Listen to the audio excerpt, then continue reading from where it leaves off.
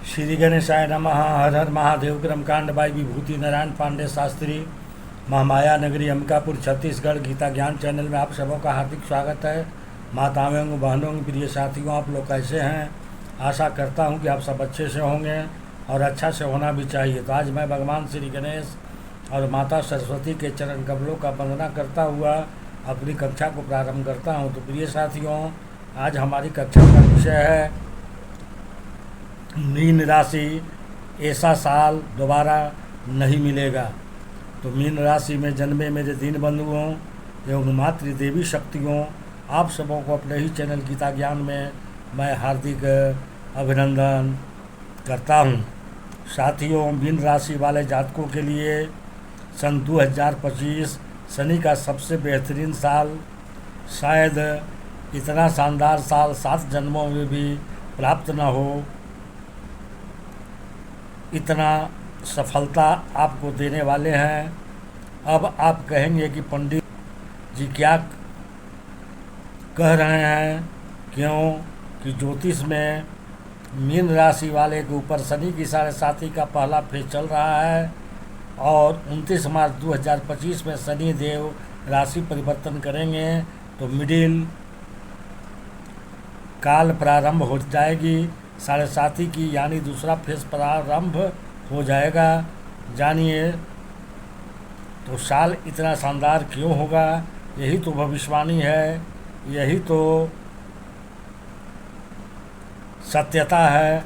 आप 7.5 का फेज देख रहे हैं, 7.5 चल रही है, लेकिन गुरु जो कमाल कर रहे हैं, राहु जो कमाल कर रहे हैं, केतु जो कमाल कर रहे हैं, इन ग्रहों के प्रभाव से इन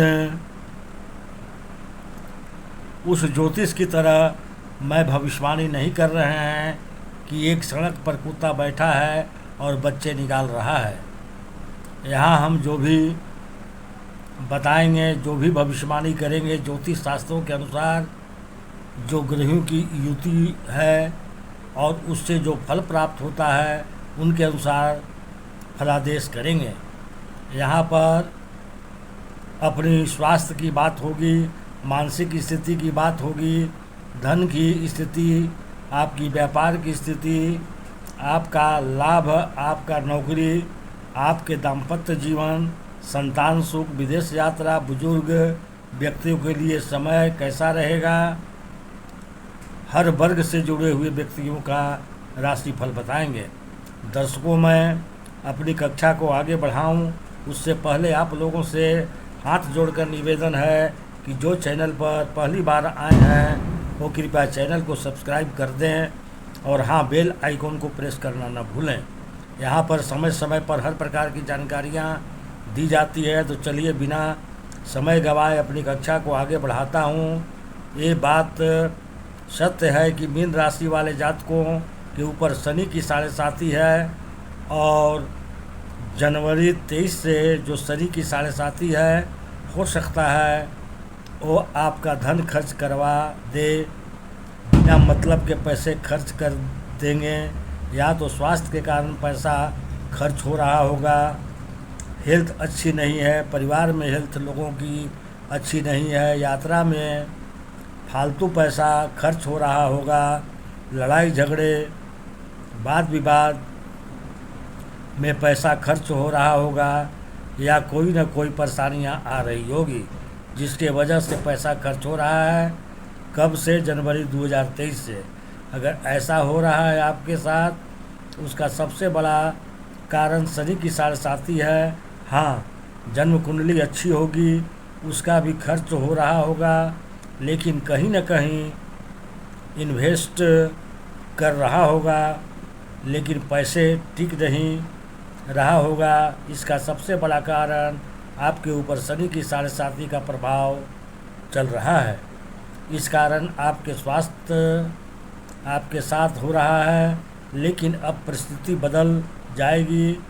2025 मार्च में जब शनि देव परिवर्तन करेंगे तो आपके खर्चे पर कहीं न कहीं लगाम लग जाएगी।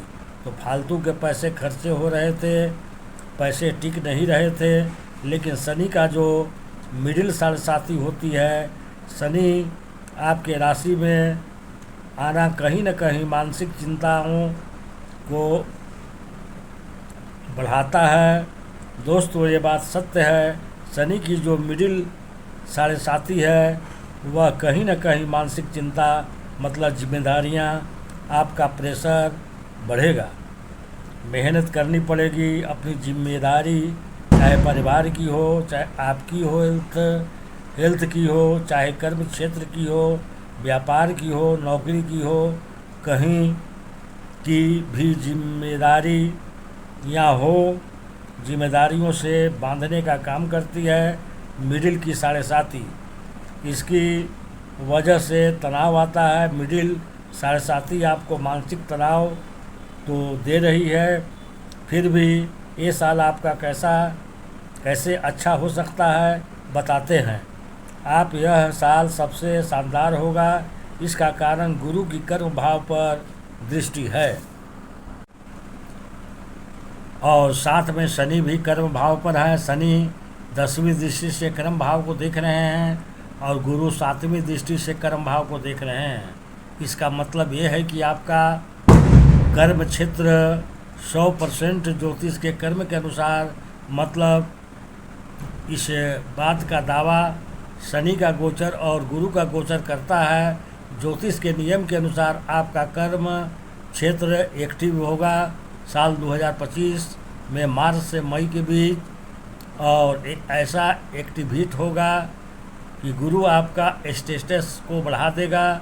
मतलब आप कुछ भी करते हैं, व्यापार करते हैं, तो व्यापार से आपका स्टेटस बन जाएगा, वैल्यू बन जाएगा, क्योंकि आपके व्यापार का ब्रांड वैल्यू बनाने वाला काम करेगा। कहने का साढ़े साथी है, लेकिन शनि और गुरु की संयुक्त गोचर कर्म भाव पर डाल रही है, ट्रांजैक्शन कर रहे हैं। शनि आपको स्टेटस देंगे। शनि कर्म के कारक हैं और गुरु भाग्य दाता है, मनी दाता है। इन दोनों का संयुक्त प्रभाव कहीं न कहीं आपके कर्म क्षेत्र में स्टेटस, वैल्यू और मान सम्मान और पदवी देने का योग बनाएगा। अगर आप नौकरी करते हैं तो आपके प्रमोशन के योग बनेंगे, आपके तरक्की के योग बनेंगे, आप हायर पोजीशन पर जा सकते हैं।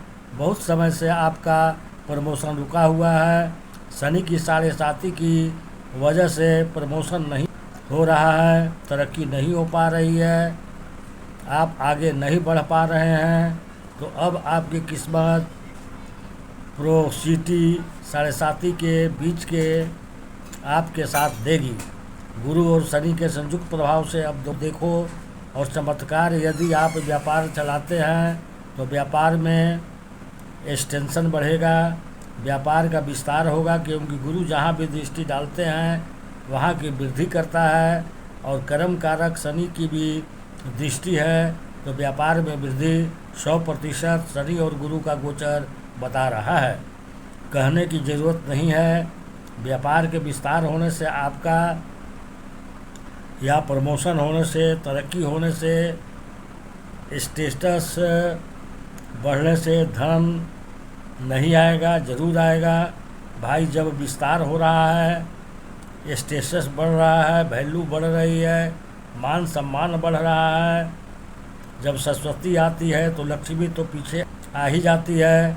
मतलब इतना शानदार योग बन रहा है, बल्कि माँ लक्ष्मी की कृपा भी आपको प्राप्त होगी। दूसरा, खर्चे कंट्रोल हो रहे हैं, लक्ष्मी तो वैसे ही आ रही है, अनाप शनाप खर्चे रुक रहे हैं, वृद्धि हो रही है, तरक्की हो रही है। तो कर्म क्षेत्र के लिए सबसे शानदार, अब कर्म क्षेत्र से शानदार स्थिति की पंख भी लग गई। पंख का मतलब आप और ऊंचाइयों पे जाएंगे। उसकी कंडीशन क्या है? उसकी कंडीशन यह है, अगर आप जन्म स्थान से दूर रहते हैं, अगर आप जन्म स्थान से दूर रहते हैं तो आपके 12वें भाव का राशि मीन राशि अगर आप लग्न से देख रहे हैं तो 12 के घर का राशि कर्म क्षेत्र में और साथ में तीसरे भाव पर होने से आपकी यात्राओं के योग हैं। विदेश में रहने के योग बनेंगे। जन्म स्थान से दूर जाकर काम करने के मौके बनेंगे। यह मैं आप समूह से कह देना चाहता हूँ। तो प्रिय दर्शकों, वीडियो को लाइक करें और भगवान भोलेनाथ का आशीर्वाद पाने के लिए कमेंट्स बॉक्स में हर हर महादेव अवश्य लिखें। तो चलिए अब मैं अपनी कक्षा को यहीं विराम देता हूँ। नमस्कार।